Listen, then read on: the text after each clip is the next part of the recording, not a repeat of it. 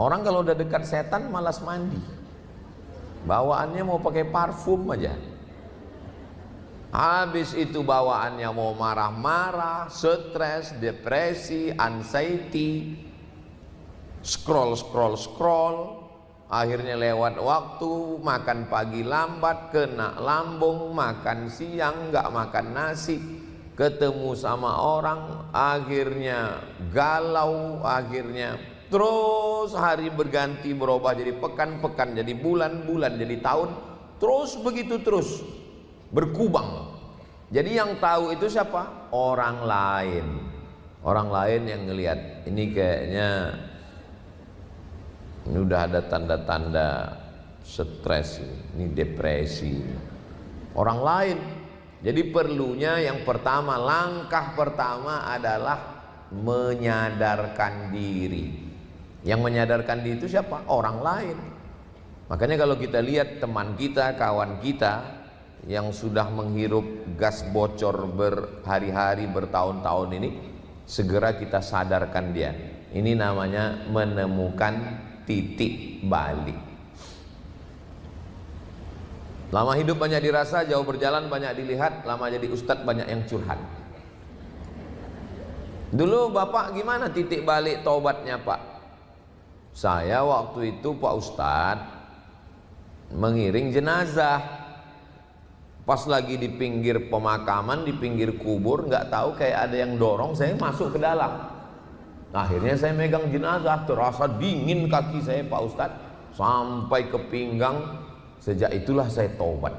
Oh, macam-macam cerita orang taubat. Nyangkanya kalau ada orang yang belum taubat, bagus juga dipakai jurus ini.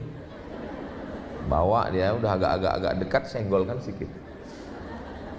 Bapak gimana taubatnya pak? Saya nggak pernah sholat pak ustadz, mabuk terus, pakai narkoba. Sampai akhirnya suatu sore saya ngelihat matahari mau tenggelam. Pas lagi saya nyantai-nyantai terdengar azan. Allahu Akbar, Allahu Akbar. Tiba-tiba nampak bayangan wajah ayah bapak saya pak ustadz. Terbayang dia waktu saya kecil dulu bawa saya ke musola. Pas lagi maghrib, disitulah saya menemukan titik balik.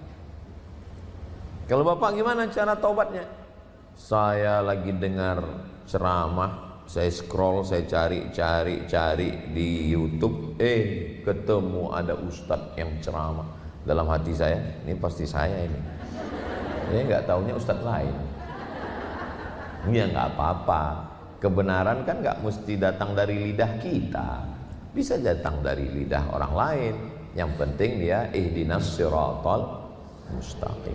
Yang paling penting yang pertama adalah menemukan titik balik. Titik balik bisa datang dari kawan, bisa datang dari teman, bisa dari suami, bisa dari istri. Ustaz Somad, ayo kita ke rumah Pak Haji. Sampai ke rumah Pak Haji, celananya jeans, bajunya setan. Kan sudah sepaket itu. Gimana ceritanya bapak taubat? Saya ini taubatnya Pak Ustadz. Ketika pas lagi pulang ke rumah mau tidur, istri saya ngomong 5 kata. Nanti kalau kamu mati gimana? Hanya 5 kata.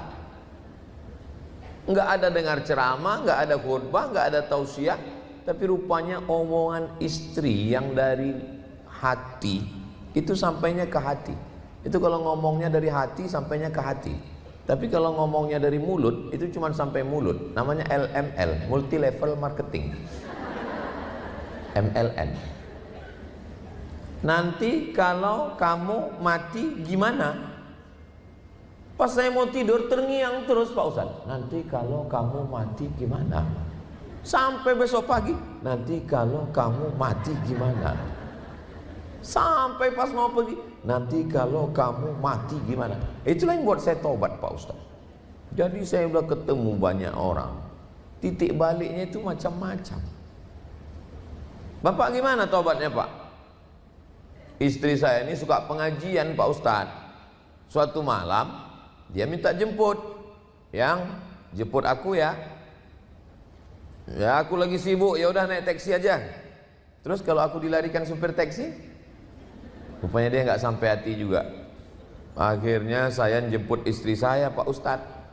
Pas saya lagi jemput, lama betul keluarnya. Saya udah emosi, di telepon nggak ngangkat, di WA nggak balas. Akhirnya saya keluar mobil, keluar dari parkir, saya masuk ke tempat ngajinya. Saya di barisan belakang dengar.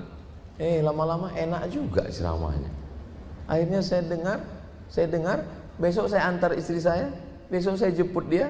Lama-lama suaminya malah duduk di barisan paling depan. Jadi memang perlu titik balik. Bisa datang dari ayah, bisa dari ibu, bisa dari kawan, bisa dari sahabat, bisa dari diri sendiri. Yang pertama yang paling penting adalah menemukan titik balik. Mudah-mudahan kita semua sudah ketemu titik balik, insyaallah. Amin ya rabbal alamin.